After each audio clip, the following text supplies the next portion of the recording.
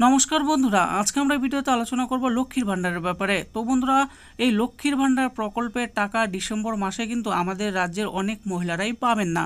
তো কেন সেই টাকা পাবেন না সেই ব্যাপারে আজকে আমরা জানবো, আর এর জন্য কি করতে হবে তাদের। মুখ্যমন্ত্রীর স্বপ্নের প্রকল্প লক্ষ্মীর ভান্ডারের টাকা নিয়ে এবার বড়সড় আপডেট।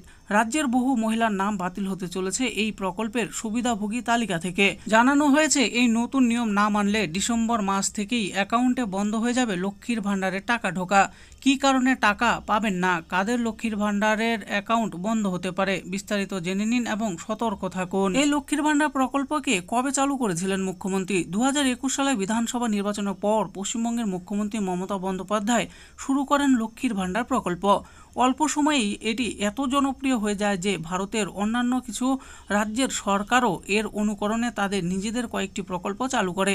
প্রথম দিকে লক্ষ্মীর ভান্ডারের আওতায় রাজ্য সাধারণ মহিলাদের 500 টাকা এবং তপশিলি মহিলাদের 1000 টাকা করে ভাতা দেওয়া হতো মাসে। চলতি বছর লোকসভা নির্বাচনের আগে তা বাড়িয়ে 1000 টাকা এবং 1200 টাকা করা হয়। এবার আমরা জানবো লক্ষ্মীর ভান্ডার প্রকল্পের নয়া নিয়মের ব্যাপারে।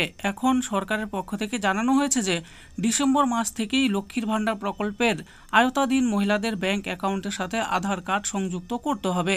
এই নতুন নিয়ম না মানলে সেই মহিলাদের ভাতা বন্ধ হয়ে যেতে পারে।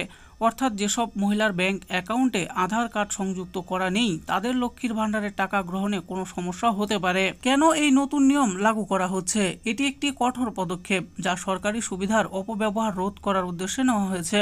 কারণ অনেক ক্ষেত্রেই দেখা গেছে কিছু ব্যক্তিরা একাধিক ব্যাংক অ্যাকাউন্ট খোলেন এবং অসাধু উপায়ে লক্ষ্মীর ভান্ডার, কৃষক বন্ধু প্রকল্পের মতো সরকারি সাহায্য নেওয়ার চেষ্টা করেন। এই অপব্যবহার বন্ধ করতে সরকার এই নতুন নিয়ম কার্যকর করতে যাচ্ছে। এতে অসুবিধা কি? তবে এই পরিবর্তন রাজ্যের অনেক মহিলার জন্য একটি চ্যালেঞ্জ হতে পারে। অনেক গ্রামীণ অঞ্চলে আধার কার্ডের সাথে ব্যাংক অ্যাকাউন্ট সংযুক্ত করতে অনেক মহিলার সমস্যা রয়েছে।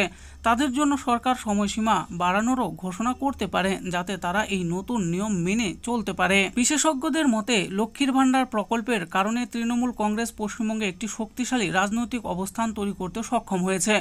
এই প্রকল্পের মাধ্যমে রাজ্যের মহিলারা তাদের আর্থিক নিরাপত্তা এবং স্বাবলম্বিতা পেয়েছেন, যা তাদের জীবনযাত্রা অনেক সহজ করেছে। এখন নতুন নিয়মের ফলে যদি একাধিক মহিলার নাম বাতিল হয়ে যায় তাদের জন্য এটি একটি বড় ধাক্কা হতে পারে। তাই সুবিধা চালিয়ে যেতে তাদের অবিলম্বে সরকারের নির্দেশ মেনে কাজ সেরে নেওয়া উচিত। তো বন্ধুরা, দেখে নিলেন আজকে আমরা ভিডিওতে আলোচনা করলাম ওয়েস্ট বেঙ্গল গভর্নমেন্টের পক্ষ থেকে চালু করা লক্ষ্মীর ভান্ডার প্রকল্পের ব্যাপারে। তো বন্ধুরা, এই লক্ষ্মীর ভান্ডার প্রকল্পের জন্য নতুন নিয়ম লাগু করা হয়েছে এবং এই নতুন নিয়ম না মানলে অনেকেই কিন্তু ডিসেম্বর মাস থেকে টাকা পাবেন না। তো কেন পাবেন না সেই ব্যাপারে এই ভিডিওতে আমি বলে দিয়েছি। আশা করি ভিডিওটি আপনাদের ভালো লেগেছে। আর এই ভিডিওটি যদি আপনাদের ভালো লেগে থাকে তাহলে অবশ্যই একটি লাইক করবেন। আরও এরকম নিত্য নতুন স্কিম ও আপডেট সম্পর্কে জানার জন্য আমাদের এই চ্যানেল বাংলার স্কিম চ্যানেলটিকে অবশ্যই সাবস্ক্রাইব করবেন। আর এই ভিডিওটি দেখার জন্য আপনাদের সকলকেই অসংখ্য ধন্যবাদ।